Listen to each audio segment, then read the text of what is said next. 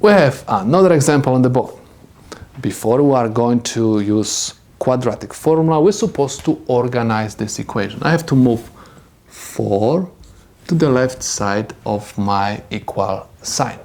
And I'm going to have 3x squared plus 6x plus 3 minus 4 is equal 0. I have 3x squared plus 6x. 3 minus 4 is equal negative 1 equals 0. Positive 3 is my A. Positive 6 is my B. Negative 1 is my C. Write the quadratic formula first. X is equal minus B plus minus square root B squared minus 4AC over 2A. Equals B. B is equal 6. Copy down this negative sign. Negative 6 plus minus square root, and I have 6 to the second power minus 4 times A. A is equal 3 times C, which is equal negative 1. Everything over 2 times A is equal 3. Equals.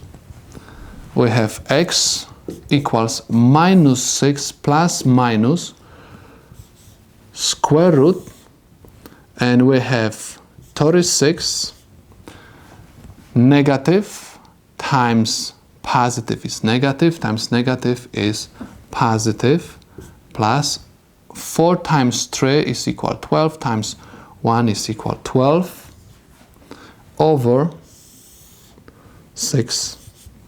We have negative 6 plus minus square root, and I have 36 plus 12 is equal 48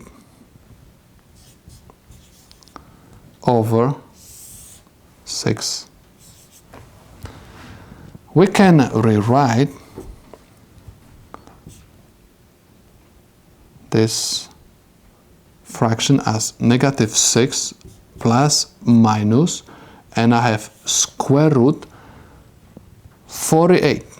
I can rewrite as 16 times 3 over 6, which is equal X equals negative 6 plus minus square root of 16 is equal 4 square root of 3 over 6. This is equal. I can factorize from these two terms 2. That's why I'm going to have 2, and inside of the parenthesis minus 3 plus minus 2 square root of 3 over 6. Please notice that 2 and 6 I can reduce by 2. And I'm going to have negative 3 plus minus 2 square root of 3 over 3. So I can say that I have X equals negative 3 plus 2 square root of 3 over 3. This is one of my answers. Or X is equal minus 3 minus 2 square root of 3 over 3. And these are the solutions to my problem.